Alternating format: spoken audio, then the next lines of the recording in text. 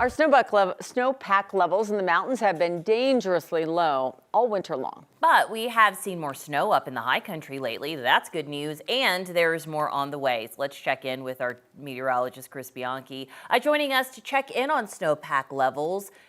It's been snowy these last few days. Has that improved things at all? Yes, it has, Alex. That's the good news. And I'm going to show you how much we've moved the needle here. Now, we're still talking about our lowest snowpack. It's in fact tied since 2002 in terms of the lowest snowpack for us here across statewide at 63% of where it should be for this point of the season. So, point being here, folks, we've still got a ways to go. But you might remember less than 2 weeks ago, these numbers were considerably lower. 2 weeks ago, in fact, it was 11 days ago, we had statewide 52%. So 52 to 63, that is a notable difference in that snowpack. And it's tough to do this time of year because remember, it's based against the median. So you have to kind of surpass the average, if that makes sense a little bit. You got to go over the bell curve. So we still got a long ways to go, but we have made some notable progress. That was thanks to not only the fact that we got a lot of snow last week, but it stayed consistently snowy all last week. So that kind of tapered off the time in between storms to potentially melt off some of that snow, if that makes sense. Basically, we had no break in between those storms last week, and we had 5 straight days of snow. That's what's going to really help drive up those numbers. And here's some more good news. We get some more help tonight, tomorrow, and probably into Thursday morning as well. So we will add on to those numbers. It does look drier after that. So where are we at this point of the winter season?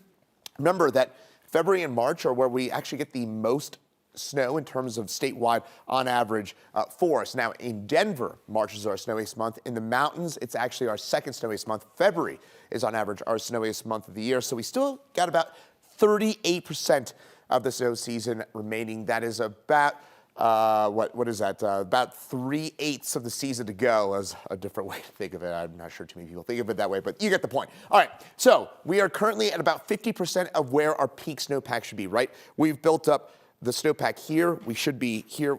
We've got 38% to go. So we need to basically, here's the way to think of it. We need to build the snowpack. We basically need to have, for the rest of February and March and through April, have double the amount of snowfall that we get on average to get us back up to average. That's unlikely, but if we can get, we talked about this before, a good 2 to 3 weeks of consistent snow, which appears possible as we get into March, that would really help us get at least within the ballpark of average, around 80–85%. I would take that to be a total win at this point. So point being here, folks, we've made up some ground, still a long ways to go, but maybe some promising signs as we get into March.